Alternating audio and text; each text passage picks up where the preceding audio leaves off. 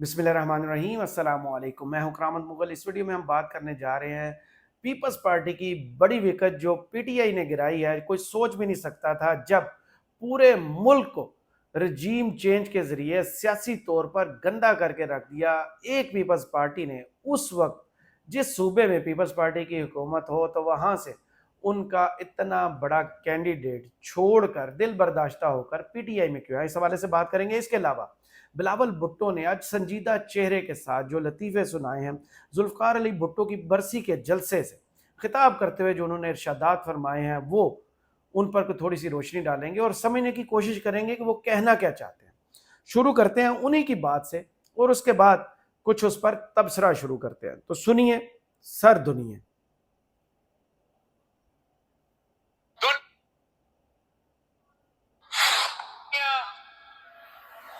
ये बात मानती है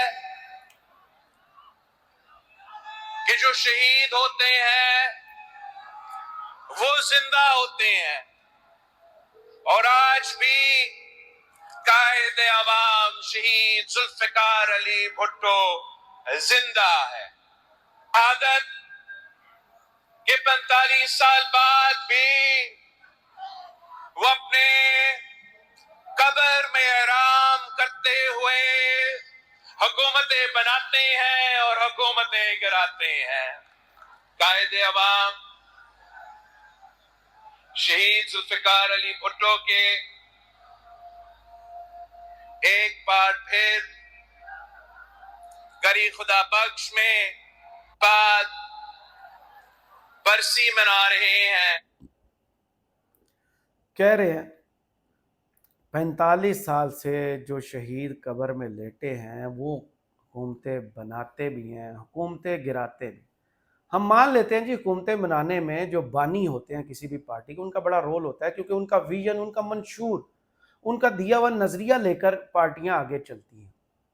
लीडरशिप उसकी आगे उसको तरक्की देती है, को फूलती फलती है पार्टी, वो नज़रिया को आगे फैलता है, मंशूर में इजाफा होता है, को मंशूर बेहतर किया जाता है, को नज़रिया बेहतर किया जाता है, जो कमी बेशी होती है उसे दूर किया जाता है।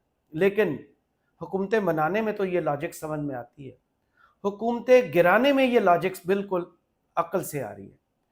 कौन है जो ये मानने को तैयार हो कि हुकूमतें गिराने में जुल्फ़कार अली भुट्टो का कोई किरदार है? कोई ये साहिब अकल इंसान बता दे, समझा दे कि वो कैसे उनके नज़रिए के तहत इस मुल्क में हुकूमतें गिराई जाए। क्योंकि पीपल्स पार्टी का सबसे बड़ा जो नारा है वो है हम आइन के बानी हैं। वो भी हमने देख लिया कि वो एक ढकोसला है। जब सुप्रीम कोर्ट ने फैसला दिया था कि पंजाब में 14 मई को इलेक्शन होना चाहिए, तो यही पार्टी थी जो तरह तरह की लॉजिक्स देती थी कि नहीं, आइन के तहत ये नहीं हो सकते, आइन में ये गुंजाइश नहीं है। आइन बिल्कुल वाजे था, इन्होंने उसे जुटलाया, लीरो लीर किया, गालियां दी, सुप्रीम कोर्ट के बाहर आके तकरीरें की, टीवी शोज में बैठकर दिन रात कन्विंस करने में लगे रहे कि आइन में ऐसी चीज कोई नहीं है। लेकिन हर इंसान ये समझ चुका था, हर पाकिस्तानी जिसको आइन की समझ बूझ है वो समझ चुका था कि आइन के अंदर न सिर्फ यही लिखा है बल्कि इस पर अमल कराना भी आपका काम है। लेकिन उस वक्त आइन को रोन दिया गया। तो आपके हाथ से पहला जो दावा था उसी वक्त हमने अपने होशो हवास में देख लिया कि 14 मई के दिन शाम 5 बजे आपने आइन का इस मुल्क से जनाजा निकाला था। 5 बजे पोलिंग डे का टाइम खत्म होता है, क्योंकि पोलिंग नहीं हुई, उसका टाइम खत्म हो गया, इलेक्शंस नहीं हुए, उसका दिन खत्म हो गया, उसकी तारीख गुजर गई, आपने आइन को रोन दिया था। दूसरी बात, आप कहते हैं कि जमहूरियत बेहतरीन इंतकाम है। बिल्कुल आप सही कहते हैं, जमहूरियत जमहूर से बेहतरीन इंतकाम है।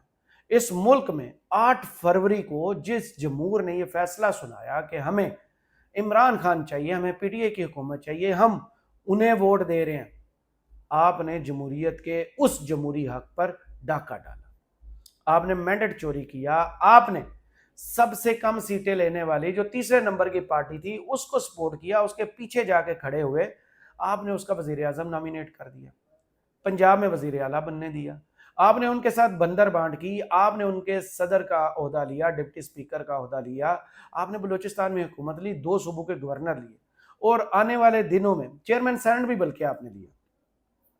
आने वाले दिनों में ये शर्तिया, मुझे पता है इस बात का کہ آپ کوئی نہ کوئی لاجک نکال کے کہ مہنگائی پر قابو پانے میں یہ حکومت تھوڑی بہت کامیاب ہوگی. یا آئی ایم ایف سے دیکھیں جو آج رات مذاکرات شروع ہوں گے واشنگٹن میں، پہنچ چکے ہیں اورنگزیب صاحب وہاں پر مذاکرات کے لیے. اگر وہ اگلی قسط ہمیں مل جاتی ہے تو اس کے بعد ان کے پاس بڑی پیاری اور سنہری موقع ہوگا کہ آئیں گے، حکومت کی صفوں میں شامل ہوں گے. حکومت کی صفوں میں تو ہیں، پھر کابینہ کی صفوں میں یہ شامل ہوں گے. شہباز شریف کی کیبنٹ میں یہ اسی طرح سچ دج کے بیٹھیں گے جیسے پی ڈی ایم کی پہلی حکومت میں آپ لوگ تھے. اس کے بعد آ جاتے ہیں آپ کی تیسری بات کی طرف کہ جی وہ حکومتیں بنانے میں ان کا رول ہے. بالکل رول ہے، مان جاتے ہیں ہم بلاول بھٹو صاحب جو آپ نے کہا ہم مان جاتے ہیں. ہم پاکستانی ہیں، ہم بڑے نرم دل اور بڑے اسے کہتے ہیں کہ جلدی غلطیوں کو بھولنے والے اور معاف کرنے والی قوم ہے. ہم مان جاتے ہیں کہ حکومتیں بنانے میں ان کا کردار ہے، حکومتیں گرانے میں بھی کردار ہے. رجیم چینج میں ہم نے دیکھ لیا، کس کو نہیں پتا ماضی کی نواز شریف کی حکومتیں گرانے میں کس کا کردار تھا، وہ ہم نے پڑھ لیا، دیکھ لیا، ہوش و واس میں بہت سی چیزیں دیکھی. اب ہم نے ریسنٹ جو 2 تاریخ کو سینٹ کے الیکشنز ہوئے اس میں بھی دیکھ لیا، جب فیصل وابڈا سینیٹر بن کے آیا جن کو آپ کے باپ نے دستے شفقت رکھ کر اپنے بیٹے کا مقام دیا. محسن نقوی جب پنجاب سے اتحادیوں کا سینیٹر بن کے آیا اس وقت بھی ہم نے دیکھ لیا، وہ بھی آپ کے زرداری صاحب کے پتر تھے. انوار الحق کاکڑ کو جب ہم نے دیکھ لیا، ایمن ولی کو جب ہم نے دیکھ لیا، تو ہمیں اس بات پہ پورا یقین ہے کہ حکومتیں بنانے میں آپ کا کردار ہے. ہم نے شہباز شریف کو تیسرے نمبر کی پارٹی سے وزیر اعظم بنتے دیکھا ہے. ہمیں تو پورا یقین ہے کہ آپ زور و شور سے ڈٹائی کے ساتھ وہ سچ لوگوں کو بتا رہے ہیں کہ دیکھیں ہم یہ کام کرتے ہیں، ہمارے سینے پر یہ تمغے سجے ہوئے ہیں. لیکن نام آپ کیا لے رہے ہیں کہ بھٹو صاحب 45 سال سے جو قبر میں لیٹے ہوئے ہیں وہ حکومتیں گراتے بھی ہیں اور بناتے بھی ہیں. صاحب مان لیا، برائے مہربانی آپ بھی مان جائیں، کیونکہ آپ لوگ بھی بہت سوال کرتے ہیں، بہت لاجکس والی بات کرتے ہیں، سوچتے ہیں، کیونکہ آپ میں شعور آ چکا ہے اور شعور ان کے کنٹرول سے باہر ہے. جناب بلاول بھٹو صاحب نے اور بھی کوئی گولڈن ورڈز بکھیرے. انہوں نے کہا کہ کچھ سیاستدان دھاندلی کا بہانہ بنا کر معاشی اور سیاسی عدم استحکام لانا چاہتے ہیں. وہ سیاستدان اپنی انا کے لیے ملک و قوم کی قسمت سے کھیل رہے ہیں. وہ ملک میں پی این اے پارٹ 2 لانا چاہتے ہیں. پی این اے پہلے تو یہ ہے کہ یہ پوری کی پوری تحریک اس وقت بھی مینڈیٹ چوری کے خلاف شروع ہوئی تھی جب آپ کے نانا نے اس ملک کے مینڈیٹ کو چوری کیا تھا. یہ تاریخ اس بات کی گواہ ہے. جب بلا مقابلہ جیتنے کا فیشن چلا تھا نا 77 کے انتخابات میں، تو آپ کے نانا ان کے سب سے آگے تھے. سب سے زیادہ ان کی کوشش تھی کہ بلا مقابلہ جیت کر قومی اسمبلی میں آئے. بے شک ہوا اس وقت یہی تھی، فضا یہی کہہ رہی تھی کہ آپ کی پارٹی جیت جائے گی، پیپلز پارٹی کلین سویپ کرے گی. پیپلز پارٹی سب سے زیادہ مینڈیٹ لے کے آئی تھی، لیکن جلد بازی نے آپ کے نانا کو مروا دیا تھا. پی این اے کی جو ساری کی ساری تحریک تھی اس دھاندلی کے خلاف تھی. اب آپ اس کو اس کے ساتھ کمپیئر کر رہے ہیں جب آپ نے پوری کی پوری پارٹی جس کے لیڈرشپ کو جیل میں ڈالا گیا، جن کے بندوں کو توڑا کیا گیا، بھگایا گیا، انڈر گراؤنڈ کر دیا گیا، پارٹی چھڑوا دی گئی، ساری کی ساری سینئر قیادت چھوڑ کے چلی گئی. عمران خان اکیلا بھی تھا تو ڈٹ کے کھڑا تھا، عوام اس کے ساتھ تھے، اس کو اعتبار تھا اللہ پر.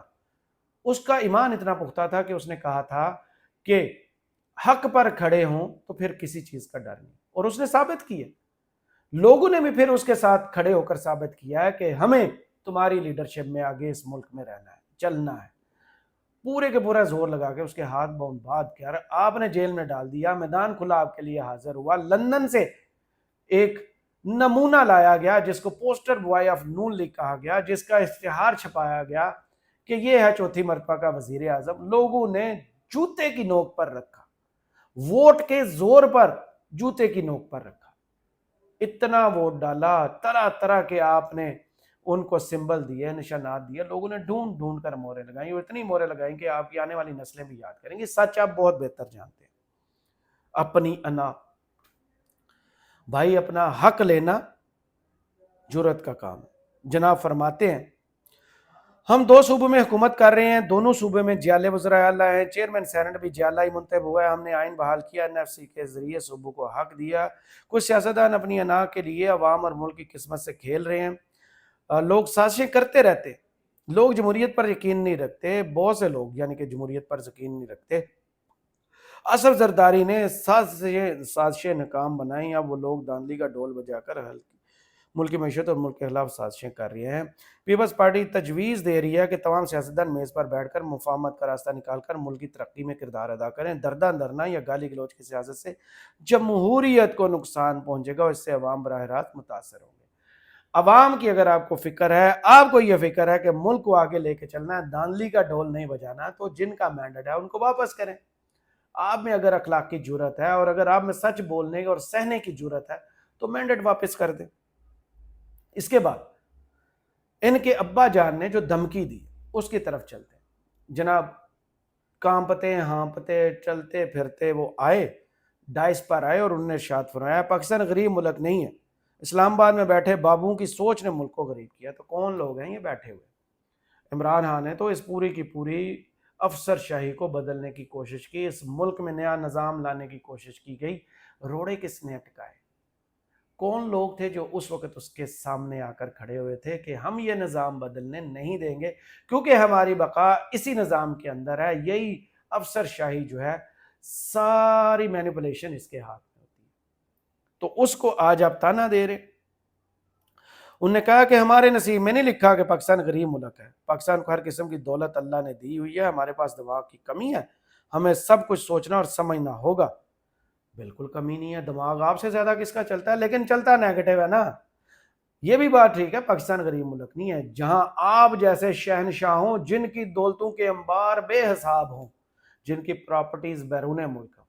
ہم نے ماضی میں سنا تھا نا کہ آزادی سے پہلے جتنے بھی وائسرائے برصغیر پر حکومت کرتے تھے ان کی اولاد، دولت، جائیداد اور ڈاکٹر تک لندن میں ہوتے تھے۔ اب بھی تو ہم یہی دیکھ رہے ہیں کہ وائسرائز وہاں سے آتے ہیں، آپ جیسے لوگ آتے ہیں جن کو چھینک بھی آئے تو جا کے نیو یارک میں علاج کراتے ہیں، وہ یہاں صرف حکومت کے لیے آتے ہیں۔ ہم جیسے لوگوں پر زبردستی مسلط کر دیے جاتے ہیں۔ اس کے علاوہ جناب ایک اور اہم چیز جو آج بڑی وکٹ گرائی ان حالات کے دوران، جب پورے ملک میں لوگوں کے ضمیر خریدے گئے، لوگوں کو ڈرا دھمکا کے پی ٹی آئی کو چھڑوایا گیا، زبردستی کی حکومتیں مسلط کر دی گئی، بنا لی گئی، اپنی مرضی کا سب کچھ کر لیا گیا، اس صورتحال کے دوران تازہ ہوا کا جھونکا بلوچستان سے آتا ہے۔ کوئٹہ میں ایک پریس کانفرنس ہوتی ہے جس میں اپوزیشن لیڈر جو عمر ایوب صاحب بیٹھے ہوتے ہیں، ان کے ساتھ جو شخصیت بیٹھی ہوتی ہے وہ پیپلز پارٹی کی شخصیت ہے۔ ان کا نام ہے جی شریف خان خلجی۔ خبر کیا ہے؟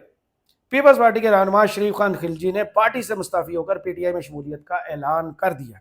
اس حوالے سے شریف خان خلجی کا کہنا تھا کہ میں پیپلز پارٹی سے مستعفی ہونے کا اعلان کرتا ہوں۔ پیپلز پارٹی بھٹو نہیں زرداری خاندان کی جماعت بن چکی ہے۔ تو یہ تو بالکل ٹھیک بات کر رہے ہیں۔